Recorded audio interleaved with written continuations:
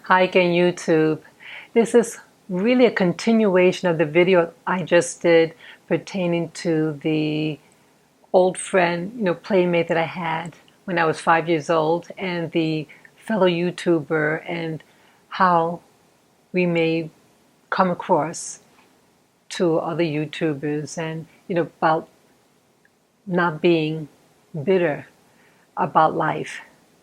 This video is about a video I was watching.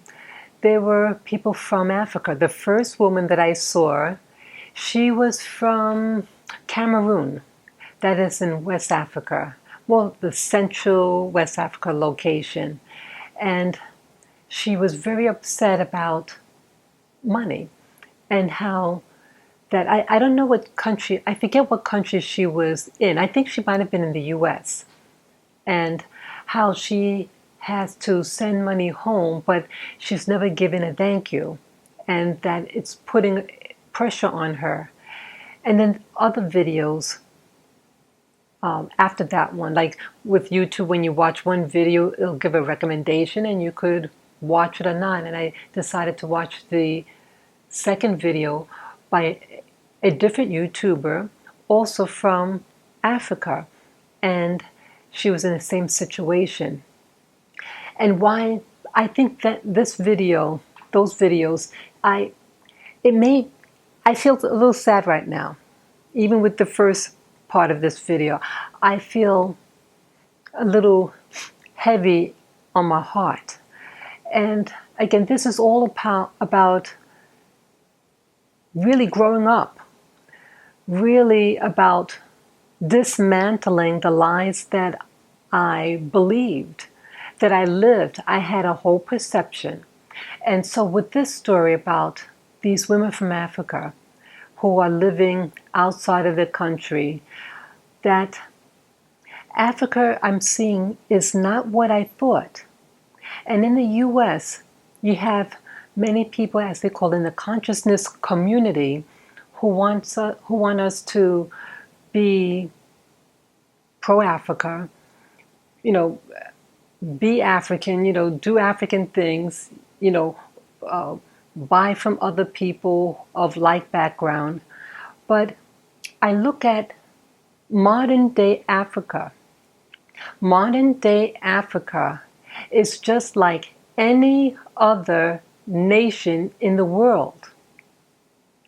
And that I'm learning that different cultures, even though maybe they might speak a little different, maybe they wear a little different, outfits, but the essence of who they are is no different than other people.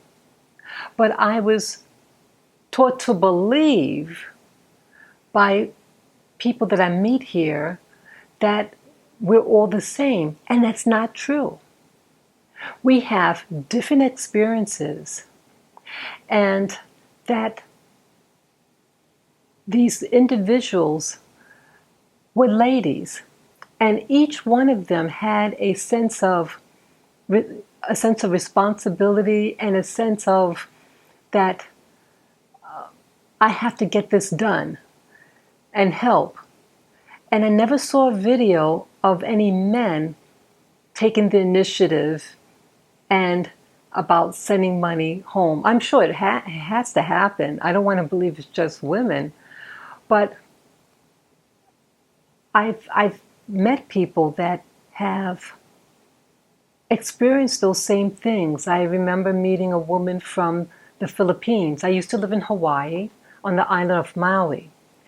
And even though money was very tight living in Hawaii, and I was forced to come back to the States because of finances and other things, but heavily was finances. But I still wanted to have a good time and meet people. I figured, well, you can't, you may not be able to afford things, but hey, you can talk and laugh. But I met other women, and this particular Filipino had 2 young children that were the age of 5. And she was living with her boyfriend at the guy's mother's house. And that I see the burden that a lot of women have. And that relationship that she had with the guy fell apart.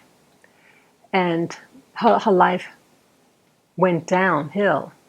So I'm seeing that whether you're an African living abroad or a Filipino living abroad, that a lot of women have that burden on paying bills. But you deserve also to enjoy your life as well.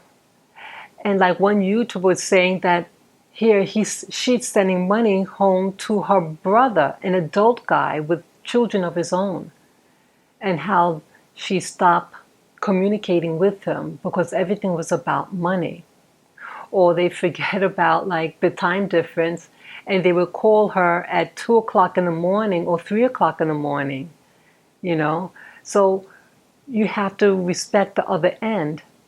But regardless where you are, that living away from family, just like even though I lived within the United States, but I still am responsible for myself. Or if you're in another country, you still have to take care of yourself, and you shouldn't burden other people to have to pick up your slack. We all at one time are going to need help. And if you can help, help. But I guess in a nutshell, with all these women, we have to learn how to say thank you and learn how to be savvy and how to make it work within the country that you live in. I'm surprised when I'm talking about now because that's not really what I want to talk about, but I feel that's also important to say. But like, Africa is not the Africa of 500 years ago. And I look at these women and I say to myself that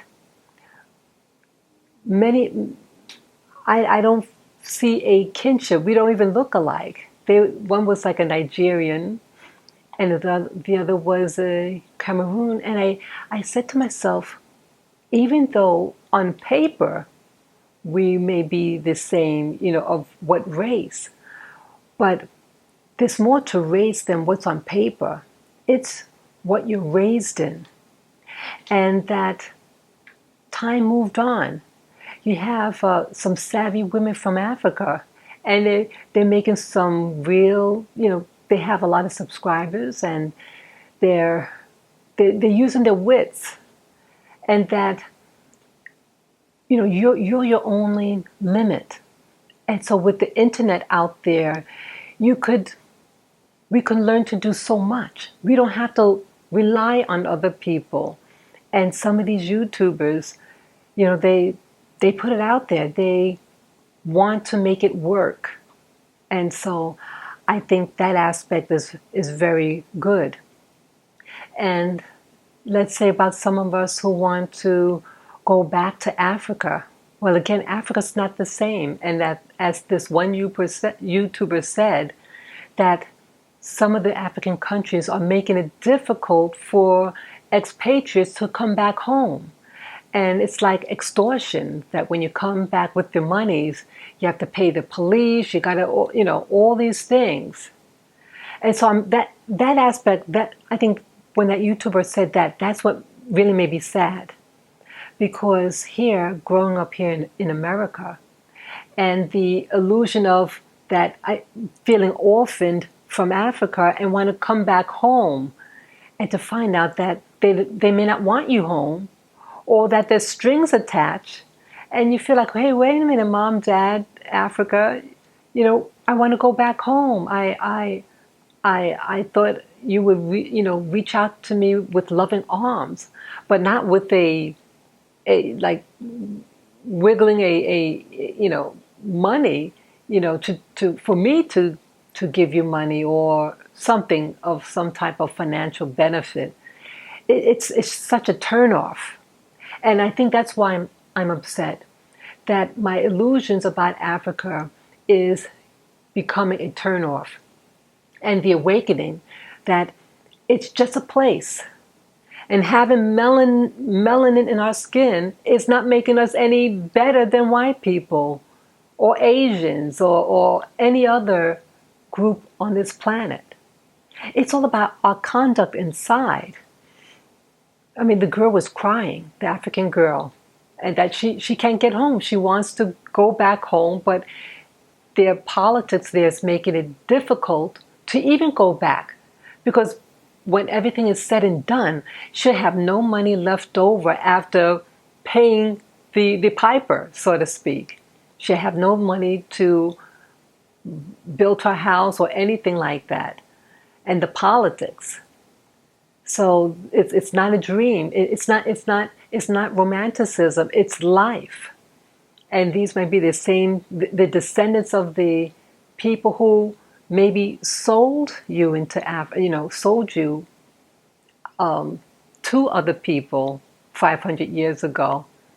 And so their mindset hasn't changed, and how they're treating the people that are living there now. See, this is the awakening, and this is the part of me that has to die. And it's a painful process, because I'm seeing all the illusions about being someone from Africa, and then now the story about having melanated skin, you're more spiritual, you're more this and that. Now those people are very dark skinned that they showed, and they're no spiritually inclined than any other group on this planet. They're just individuals, and they're individuals who are trying to make a living.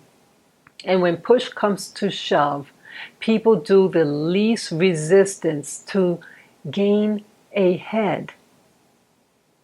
So life is about making it happy and happen to you. But in the process, we're not to turn our backs and poo-poo on others. We should be understanding and compassionate to other people, because one day you're going to need that help. And whether they're black, white, yellow, or red, we're all human, we all bleed, and life is short. We can learn from each other, and we need to learn how to be goodly people. I'm not going to say godly, but I say goodly, because goodness transcends into any cultural environment. We all like to receive the blessings, right? So whether you're from Africa, the Americas, Europe, the Pacific Islands, we're all facing with different hardships and challenges and family problems. Let's not be deceived about the illusions, the romanticism of years ago, because it's about now. And now is saying, hey, we're all vulnerable. And I think we're all being deceived. And it's, I think, a system that's making us feel that each other person is the enemy. And we're distrusting each other. We're distrusting our siblings, our relatives, cousins. We all think each other's doing better, and we want them to pay us money, because you might think, oh, well, they don't need their money. You need it more. Or I need more help. Wow. I don't want to be selfish like that. I'm very, I don't know. I feel like I'm going through something again. And I just have to just not be deceived about the illusions. And maybe this life is just one big illusion. But I want to keep it real.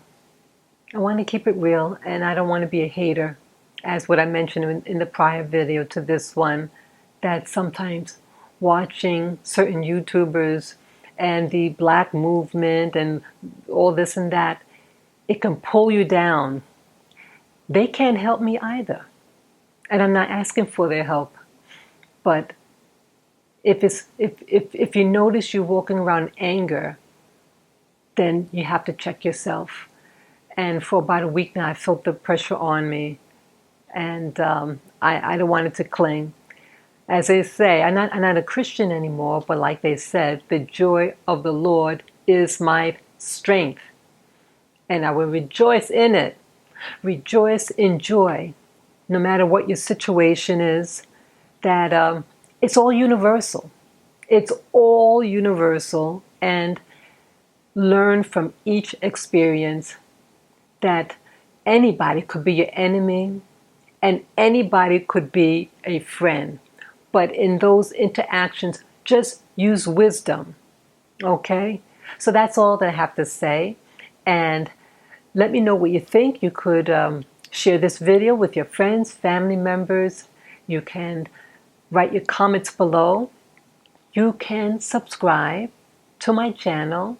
And as always, please give me the thumbs up. Take care and enjoy the rest of your day. See you guys.